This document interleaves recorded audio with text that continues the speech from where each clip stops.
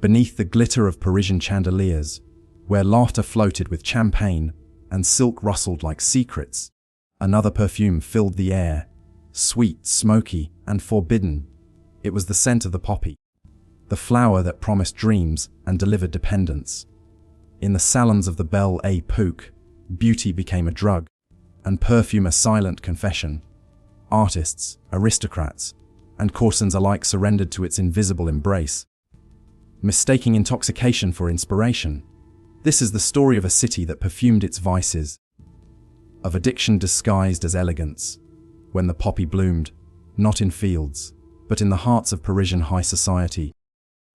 The ballroom shimmered under golden chandeliers, perfume thick as mist, laughter flowing like champagne. And yet, behind every painted smile in 19th century Paris, something darker stirred. Beneath the satin gloves and diamond chokers, addiction bloomed, delicate as a poppy, deadly as its sap. In the age of elegance and empire, Parisian high society was not merely drunk on art and romance. It was intoxicated by something far more seductive, the velvet whisper of narcotic escape. This is the forgotten story of how addiction became fashionable. Paris 1850s. The city was a living performance. Cafes hummed with poets, debating the meaning of beauty, and salons glittered with nobles quoting Baudelaire, who spoke of artificial paradises with the reverence of a saint describing heaven.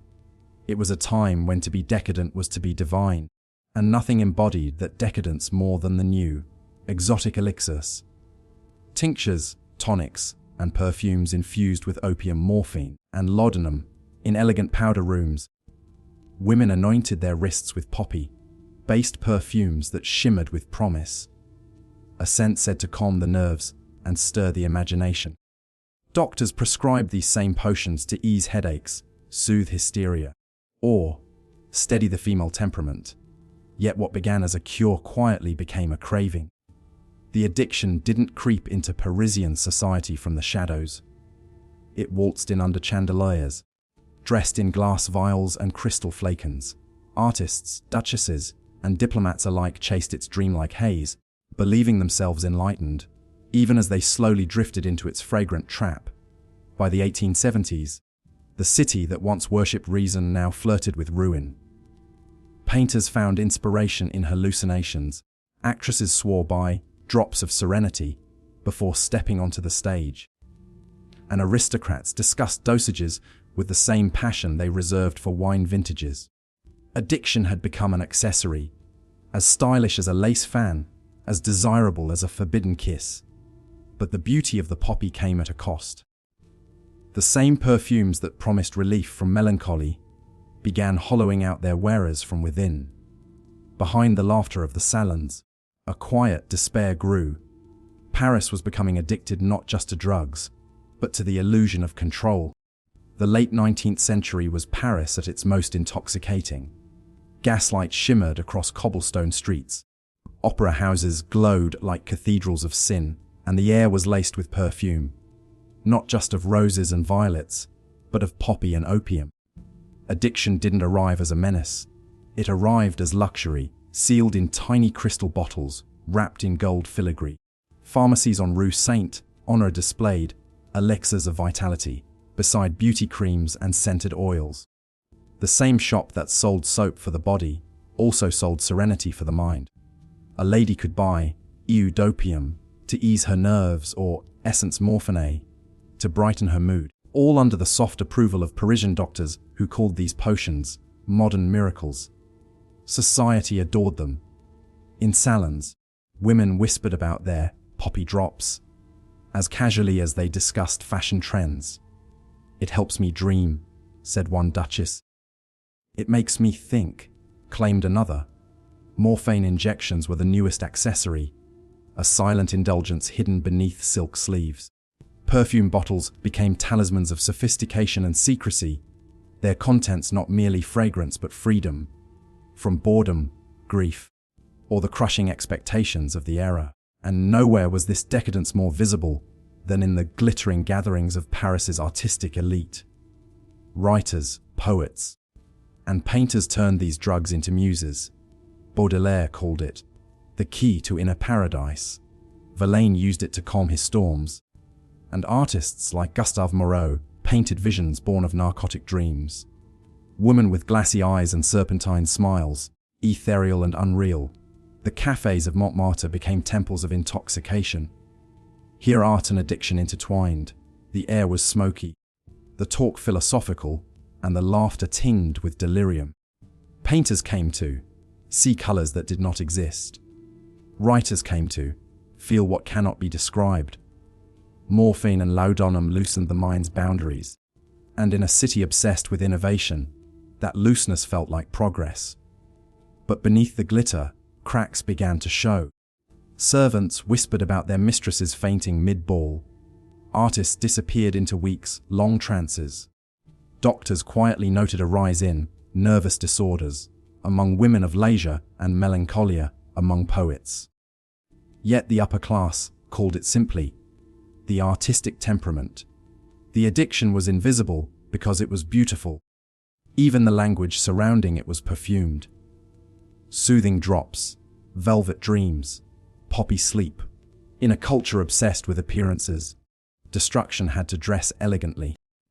By the time the sun climbed over the Howrah Bridge, its light broke not over marble palaces but on the thin mist of the river, a veil that hid the quiet sins of empire. Calcutta, the city of palaces, was never truly awake or asleep. It pulsed with a strange rhythm, like a heartbeat shared by thousands. Bureaucrats and beggars, traders and thieves, courtesans and queens, all bound by the same invisible thread opium. In the narrow alleys behind Beau Bazaar, the world smelled of molasses and smoke. The walls were stained with the residue of time, dark fingerprints left by men who had come seeking escape and left only their debts behind. This was where the women of the poppy houses lived.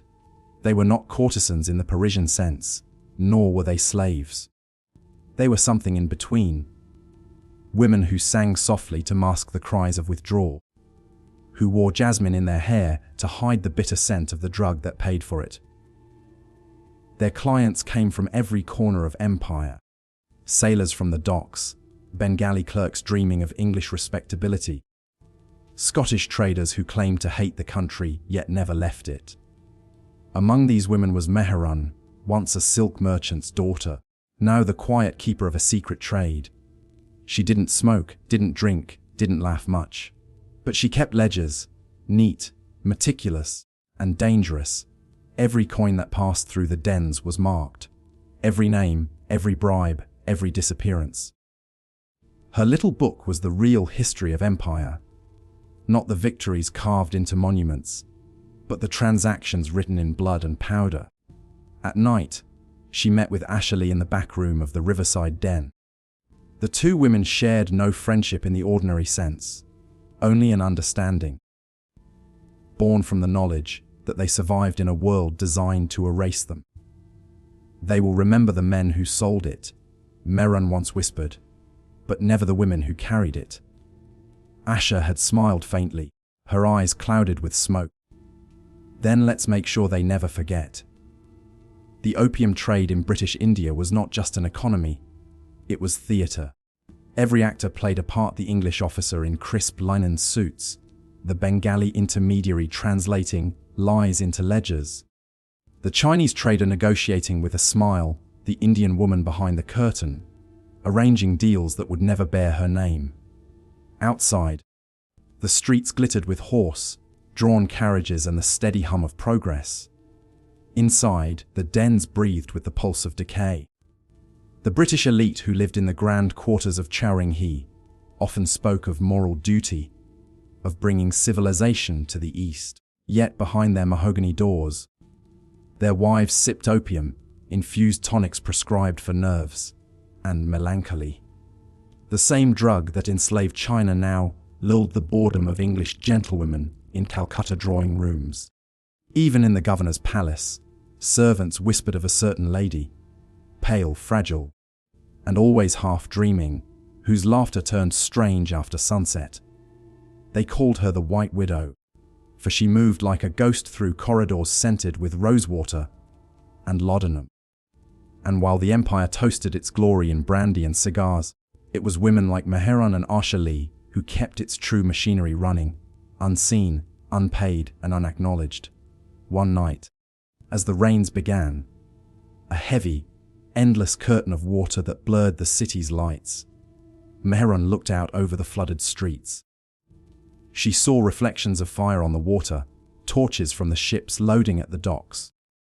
The air was heavy with the smell of soaked poppy husks. She turned to Asha and said quietly, "One day, the sea will swallow this trade, but until then, we live by it." Asha nodded, pouring tea that shimmered like amber under the oil lamp. "We always have," she said, "and we always will, until the empire itself forgets how it began." The storm outside raged, but inside, the den remained calm, its walls alive with whispers, its air thick with smoke and secrets. That night, the city of Calcutta did what it always did. It dreamed in opium and awoke in denial. By the late 19th century, the empire's veins ran both ways. What began in the poppy fields of Bengal and the warehouses of Calcutta now flowed silently back to London. Ships that once carried crates of opium eastward returned westward bearing silk, tea, porcelain, and something less visible: addiction itself. The men who had built their fortunes on the trade brought back more than wealth. They brought home the habits of the East, the smoky quiet of opium dens, the ritual of the pipe, the dreamlike escape that dulled guilt and memory. In Mayfair and Bloomsbury, parlours glowed faintly through lace curtains, where the scent of jasmine oil mingled with the bitter sweetness of the drug, once called the British sin.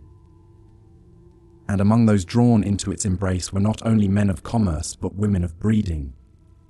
Duchesses, artists' muses, widows, and wives. They called it the Oriental remedy, a whisper of the exotic in a world of rules and repression.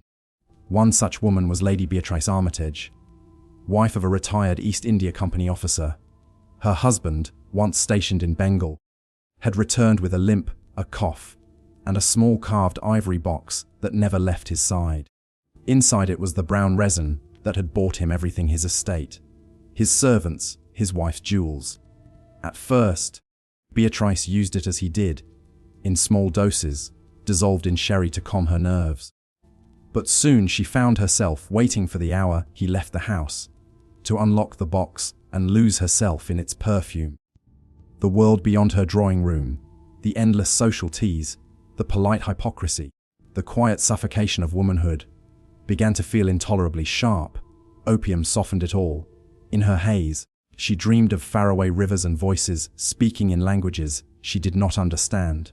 She saw temples, markets, silk banners, scenes from her husband's old stories. But they were hers now too, as if she'd inherited not just his fortune, but his ghosts. The opium habit, as doctors politely called it, soon became a secret epidemic among high-born women. Victorian society, obsessed with propriety, had left them little else to do but decorate themselves and endure, and in their gilded boredom, they turned to the East, not just for fashion and furniture but for escape. Laudanum, the liquid cousin of opium, was their companion. Sold in every apothecary, it came in elegant bottles etched with gold letters, tincture opi. It was prescribed for everything: sleeplessness, melancholy, female hysteria, even toothaches. No one questioned how something so beautiful could destroy so quietly. Doctors, poets, painters, all were complicit. The very same intellectual circles that wrote against Eastern decadence met in private to sip laudanum, laced wine, and debate the nature of reality. Addiction became art. Dependency became inspiration. Meanwhile, in Calcutta, Ashley's den thrived. The empire's appetite for poppy resin never waned, and the profits only grew as London's quiet users multiplied. Myron's ledgers now included foreign names, men who paid in pounds and demanded the purest Bengal opium, destined not for China but for the salons of Paris, Vienna, and London. Each crate carried more than a product. It carried a story, a piece of empire, a scent of sin disguised as sophistication. Across oceans, Lady Beatrice dreamed of the same golden smoke that curled in Achilles' den. Two women, worlds apart, divided by race and class, yet bound by the same invisible chain. Both found a kind of power in it, and both were consumed by it. And somewhere, in the dim space between London's gaslight and Calcutta's monsoon, the empire's greatest illusion shimmered. That wealth and virtue could ever be built on something as fragile as a flower. By the 1880s, the world's heartbeat had shifted to Paris.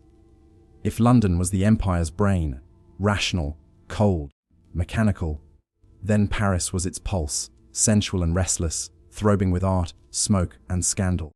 The boulevards glittered with gaslight, and in Montmartre, painters, poets, and courtesans danced to a rhythm the rest of Europe couldn't quite understand. But beneath the champagne and cabaret laughter, the same narcotic tide that had begun in Bengal and flowed through Calcutta's docks had reached Parisian veins. Opium had found a new disguise, not as medicine or trade, but as muse. The artists called it la fumée blanche, the white smoke. To them, it wasn't sin, it was inspiration. Baudelaire, the poet who once described intoxication as the only true escape from time, had written of it. His circle followed in devotion, men who painted hallucinations, women who sang through the haze, all chasing the fragile beauty between dream and death. In the cafes of Montparnasse, talk of art often began with a sip of absinthe and ended with the curl of opium smoke. The same British resin that once ruined Chinese villages now perfumed Parisian apartments. Its journey, from poppy fields to imperial ships to the golden pipes of Europe's elite, was invisible but unstoppable. Among these dreamers was Camille Duret, a painter who had once exhibited at the Salon, but had since vanished from polite society. Her art was said to glow. Colors that seemed to breathe, eyes in her portraits that followed you, light that shimmered like fever. What her admirers didn't know was that every painting was born in the haze of the pipe. Camille had been introduced to opium by a British patron, a collector who had returned from the colonies with a fascination for the exotic. He had given her a small jade box, carved with dragons, and told her it contained inspiration in powder. She had laughed then. But soon, she could not paint without it. Her studio smelled of turpentine and flowers, but beneath that lay the unmistakable sweetness of the drug. Canvases leaned against walls, unfinished, each one a fragment of a dream that slipped away too soon. Visitors would find her at twilight, her eyes distant, her brush suspended in air. "It makes the world slow," she once told a friend, "as if time itself is holding its breath for me to see its colors." The salons loved her work. They called it transcendent, mystical, new. None of them saw the hollowing beneath her beauty. The faint tremor in her hand, the way her laughter faded into silence. The Parisian elite adored opium's mystique, but ignored its truth. For them, it was a mark of refinement, an Eastern indulgence for the Western mind. They spoke of visions, dream states, spiritual liberation, but what they were really chasing was forgetfulness, a way to silence the noise of progress, the ache of existence in an age spinning faster every day. The empire's poisons had simply changed costume. What began in the hands of merchants was now held by poets and duchesses. What had once enslaved millions now adorned the drawing rooms of Paris, bottled in crystal vials and perfumed as art. And yet, across the seas, Meheran and Achilles' names were nowhere written. Their work, the packing, the smuggling, the survival, remained invisible. History, as always, had forgotten its truest authors. One night, as Camille painted her final masterpiece, a woman cloaked in smoke, her eyes lost to some private ecstasy, she whispered a prayer not to God, but to the poppy. "Let me see beauty one last time," she murmured. When the sun rose, the painting was complete. Camille was not. Her death was written off as exhaustion, her art immortalized as genius. And somewhere in Calcutta, the next shipment was already being sealed, the scent of resin rising in the heat. The cycle continued, elegant, eternal, unseen. By the late 19th century, the opium trade had become more than just an empire's vice. It was its bloodstream. Every crate that left Calcutta, every coin that clinked in London, was a pulse in that vast, invisible body. Yet as the British Empire grew fatter on its narcotic wealth, resistance began to stir, quiet, feminine, and dangerously intelligent. In Calcutta's narrow lanes, whispers travelled faster than ships. The women who had once packed the drug now began to use the same routes, contacts, and languages that had enslaved them, not for profit, but for defiance. At the heart of it all was Asha Lee, the widow, the smuggler, the survivor, whose opium den had become something far more dangerous, a place of knowledge. She called it the Lantern House. It looked no different from the others. Flickering lamps, faint music, and shadows that danced against the walls. But beneath its floors lay something the British feared more than rebellion: records. Lists of shipments, secret payments, false ledgers, and the names of men who lived double lives. Missionaries who condemned the vice but profited from it. Soldiers who smuggled in uniforms. Officials who bribed their own inspectors. Asha had learned the empire's real secret, that its morality was built on lies. Each night, women gathered there, widows, courtesans, servants, and even a few English wives whose husbands were too drunk or too cruel to notice their absences. They shared stories, passed letters, and quietly mapped the veins of corruption that reached from Bengal's poppy fields to London's parlours. One of them, Lolita, had once been a clerk's assistant in the company's warehouse. Literate, sharp, and invisible, she had stolen copies of manifests, tracing which ships carried opium disguised as silk. Another, Eleanor Whitby, was the estranged wife of a British officer who had seen too many of his medical shipments vanish into private traders' hands. Together, under Asha's guidance, they began to leak information, not to the press, but to smugglers who worked against the company, to Chinese merchants whose people had suffered under the drug's weight, and even to priests who dared to question their empire's righteousness. What began as whispers soon became a network. The empire had created its own undoing. Women it had ignored now turning its tools against it. But rebellion, especially one born in the shadows, is fragile. One humid night in 1885, a British inspector named Captain Rowland Heath, who had long suspected Asha Lee's den of more than simple vice, raided the Lantern House. His soldiers tore through silk curtains, overturned tables, and broke open walls in search of contraband. They found nothing. The ledgers, the letters, the truth. All had been hidden in hollow lanterns hanging from the ceiling, glowing softly above their heads. When Captain Heath demanded to know where the records were, Asha smiled and said, "They're in the air you breathe, Sahib. You just can't see them yet." Her calm defiance infuriated him. He ordered the den burned. Flames licked the wood. The air filled with the sickly sweetness of burning poppy oil, and the women scattered into the alleys like ghosts. By dawn, nothing remained but ash, and a scent that lingered long after. But Asha did not die that night. She vanished. Some said she escaped upriver to Benares. Others whispered she was taken in by Chinese traders and smuggled to Canton. What mattered was not her survival, but her legend. The story of the Lantern House spread, of women who turned their chains into tools, who fought an empire not with guns, but with memory, and across the seas, in Paris and London. As the elite continued to drown themselves in perfumed pipes, a slow unease began to creep through the corridors of power. Reports arrived from India, China, and Burma, of unrest, of missing shipments, of burned warehouses. The empire could not yet see the truth. Its greatest enemy was not foreign, but feminine, born from the very womb of its own corruption. In Calcutta's ruins, children still found fragments of glass lanterns, washed ashore by the river, pieces of red and gold that caught the light. Locals said if you held one up to the sun, You could see the faces of women within the glass. Asha, Lolita, Eleanor, their eyes calm, their lips closed, their secrets safe. They called it the Opium Bride's light, a reminder that even in smoke, resistance could burn bright. By the late 1880s, Paris was no longer merely a city of light. It had become a city of illusions. Beneath its glimmering chandeliers and polished marble facades, another Paris flourished, unseen, fragrant, and faintly corrupted. The flower that symbolized its spirit was not the lily of purity nor the rose of romance. It was the poppy, crimson and dangerous, whose perfume carried the ghost of sleep and oblivion.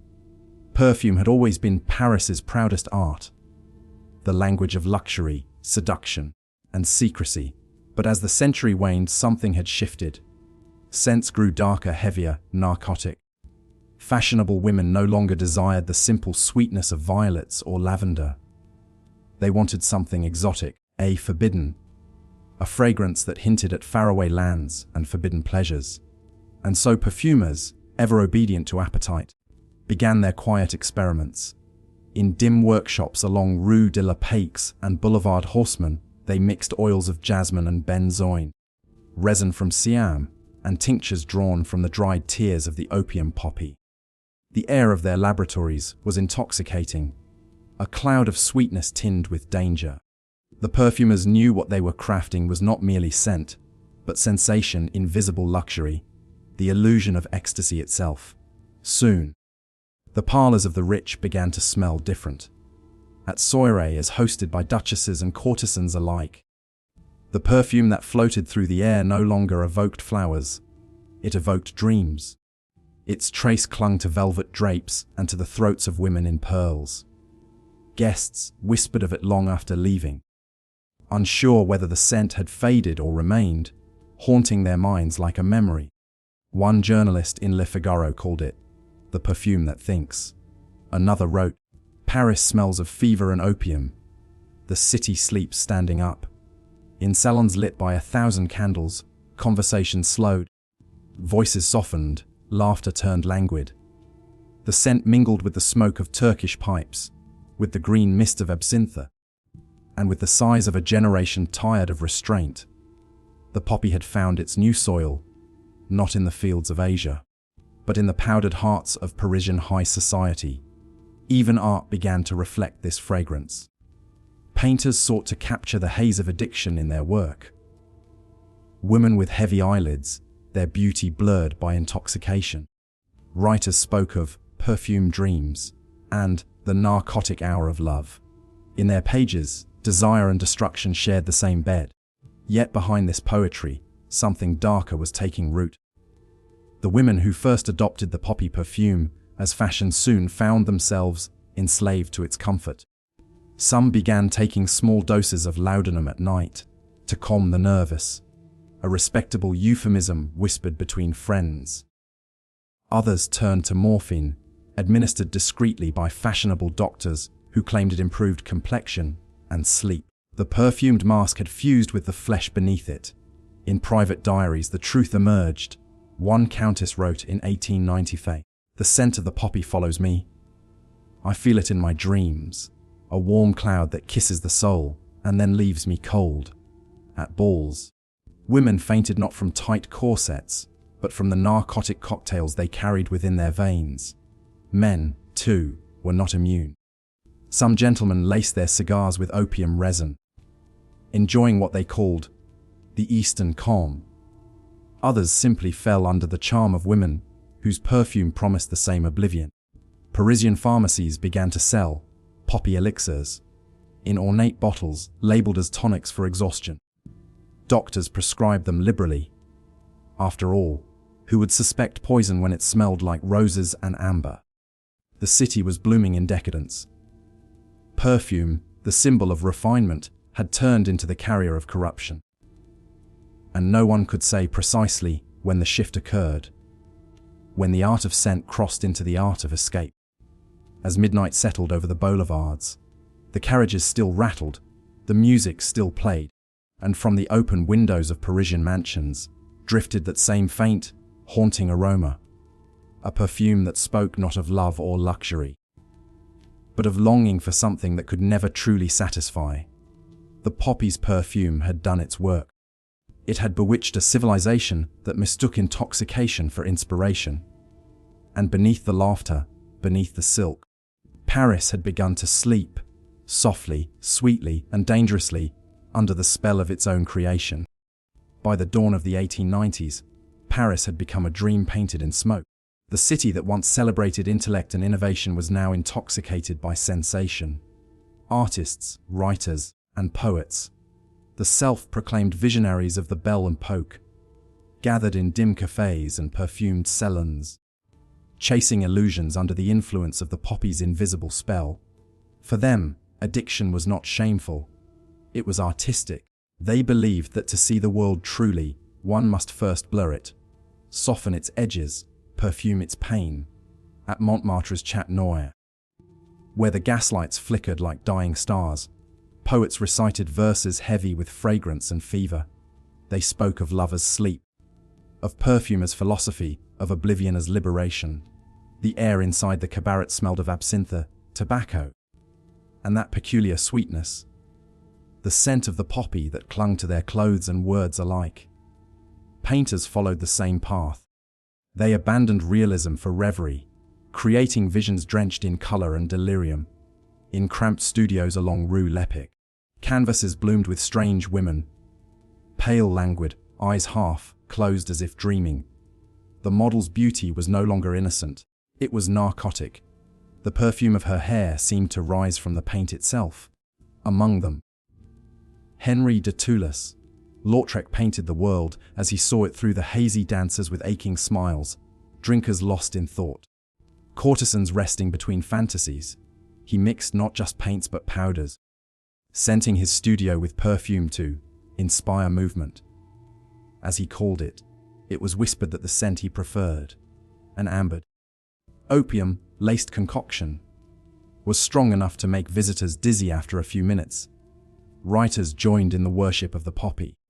The symbolists, led by poets like Stéphane Mallarmé and Jean Lorraine, declared that reality was vulgar, only dreams were pure.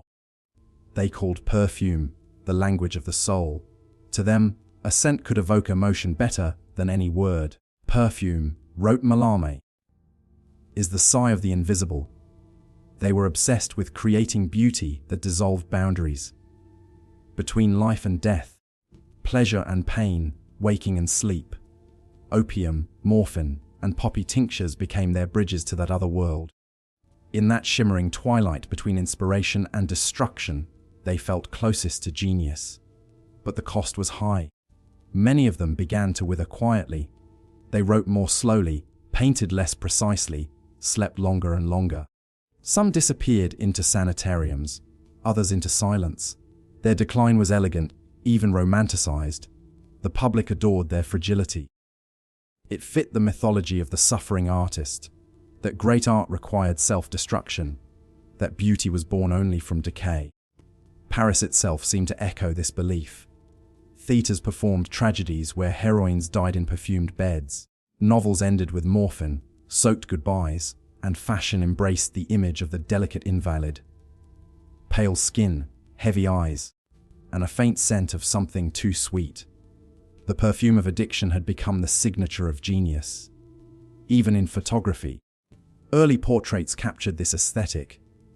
Women reclining in smoke, surrounded by flowers and lace, their expressions soft and distant. They were portraits of elegance, but also of escape. The scent of the poppy hovered over every image, unseen yet unmistakable. And so, in the heart of the art world, decadence masqueraded as enlightenment. The artists believed they were expanding consciousness. In truth, they were sinking, beautifully, quietly, into the abyss. One critic writing for Le Gaulois in 1892 described it perfectly. They do not paint, they breathe. They do not live, they inhale. Their art is made of perfume and pain. By the middle of the decade, the movement that had begun as rebellion turned into reverence for ruin. The cafes of Montmartre, once alive with laughter, grew hushed. Conversations revolved around treatments, doctors, and the fear of running out of their beloved drops. Still, no one called it addiction. To the artists of Paris, it was something nobler, a pact with beauty sealed in scent. And so, the poppy continued to bloom, not in gardens, but in minds and manuscripts, in every brushstroke and stanza that tried to capture the fleeting intoxication of life. The city's art became a reflection of its soul, luminous on the surface, shadowed underneath, perfumed with dreams and despair. By the mid-1890s, the golden mist that had shrouded Paris began to thin. What had once seemed like a dream, fragrant, luxurious, eternal, now revealed its cracks. The same salons that once pulsed with laughter and the scent of amber now smelled faintly of sickness and regret. The poppy age. That brief season of perfumed oblivion was beginning to rot from within. Doctors were the first to see the truth behind the glamour. In quiet consulting rooms along the boulevards, they began to record the same symptoms over and over. Trembling hands, restless sleep, ghostly complexions. Women arrived wrapped in lace and civility, speaking softly of fatigue or nerves. But beneath their gloves were needle marks. Beneath their perfume was the scent of addiction. At first, it was all whispered. Society refused to admit that the illness of the poor could exist among the rich.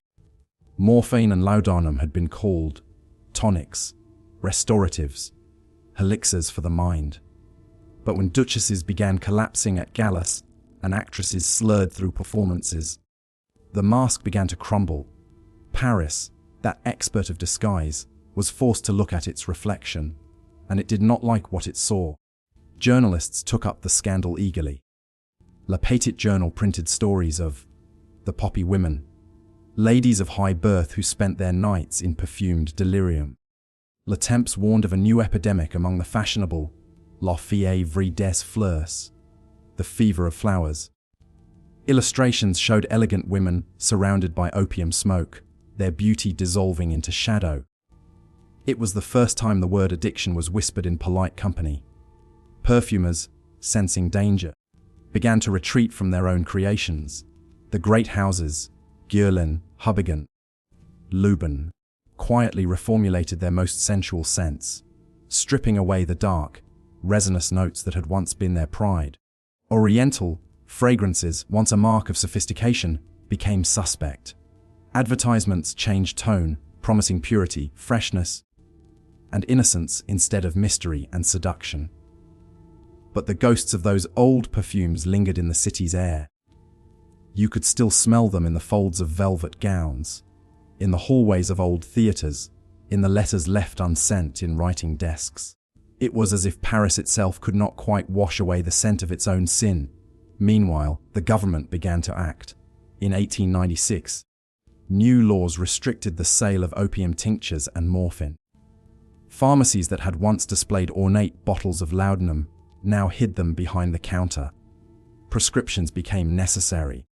Apothecaries grumbled, addicts panicked, and society feigned surprise. But the truth was clear. The era of casual intoxication was over. And yet, withdrawal came not only to the body, but to the city's spirit. Paris without its perfume seemed strangely empty. The evenings grew quieter, the conversations duller. The creative fever that had driven its artists began to fade. For a generation that had built its identity on sensation, sobriety felt like exile. Many simply replaced one vice with another. Absinthe, already beloved by the bohemians, now became the new muse. Others turned to ether or cocaine, cheaper, faster, more discreet. The city's obsession with escape endured, only changing form. The poppy's petals had fallen, but its seeds had already been scattered. In the salons of aging courtesans, there was talk of the old days. Of nights when perfume meant possibility, when every breath was a poem. They remembered the thrill of the forbidden, the shimmer of candlelight on glass vials, the slow descent into velvet oblivion. It was beautiful, one of them said years later, until it wasn't. Moralists claimed victory, declaring that Paris had awakened from its dream. But the truth was subtler, sadder. The city had not woken. It had simply learned to dream with its eyes open. The same hunger for sensation still pulsed beneath its cobblestones. The same longing to blur pain with beauty remained. Only the fragrance had changed. A writer for Le Figaro captured it best in 1898. Why are children of perfume and smoke? We believed the world was beautiful because it was scented. Now that the air is clear, we see only the dust. By the time the century turned, the opulent haze of the Belle Époque had faded into nostalgia. The perfume that once symbolized elegance now smelled faintly of decay. The poppy, queen of pleasure and death, had lost her throne. And yet, on quiet nights, when the wind drifted through the narrow streets of Montmartre, some claimed they could still catch it. That faint trace of sweetness, that ghost of the past.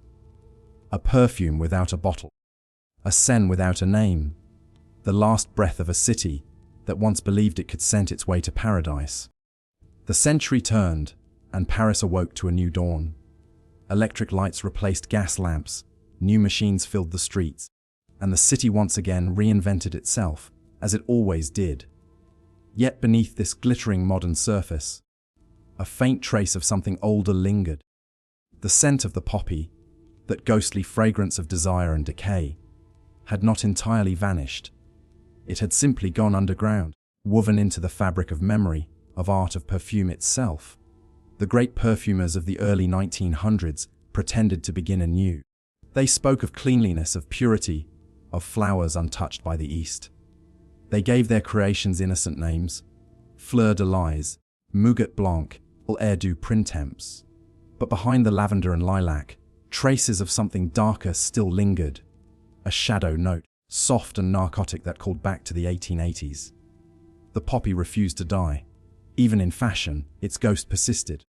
Painters still depicted women with faraway eyes, and the faded beauty look remained in vogue.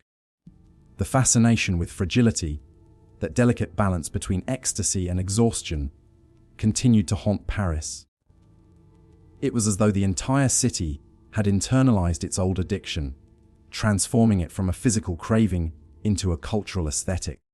The myth of the poppy woman, pale, perfumed, tragic, became immortal. She appeared in literature, in theater, in early cinema. Actresses played her endlessly, the doomed beauty whose scent intoxicated everyone who came near her. The audience no longer condemned her weakness, they adored it. Her decline had become poetry. And so, the addiction that once destroyed lives became art once more. Paris, with its eternal genius for turning pain into beauty, had found a way to disguise its shame. By the 1920s, when flappers danced in the jazz-fueled clubs of Montparnasse, the city spoke no longer of opium, but its influence still pulsed beneath the rhythm. The heavy oriental perfumes of that decade, Shalimar, Nuit Daima, Taboo, all carried echoes of the past.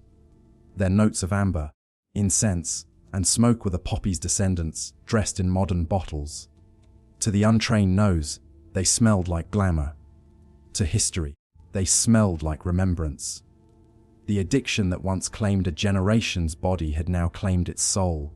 Quietly, elegantly, eternally. Philosophers later wrote that every century leaves behind a scent. The 17th century smelled of powder and incense, the 18th of tobacco and silk, but the 19th, the Belle Époque, smelled of poppy, sweet, hypnotic, fatal. And though modern Paris may have buried the dens, the tinctures, and the secret bottles, the idea of escape through beauty, that old Parisian illusion, still thrives. In every perfume that promises transcendence, in every fashion that celebrates exhaustion, in every song that romanticizes ruin, the poppy still blooms unseen. Its petals have changed form, from resin to memory, from smoke to art, but its perfume lingers, delicate as dust, defiant as desire. Because addiction, like perfume, never truly disappears. It evaporates, then returns, carried on the next generation's breath. And so the story of the poppy continues. Whispered in the backrooms of perfumeries, remembered in yellowed letters, painted on the faces of women who do not know why they love the smell of something faintly forbidden. Perhaps it is because Paris herself remembers, Perhaps she always will.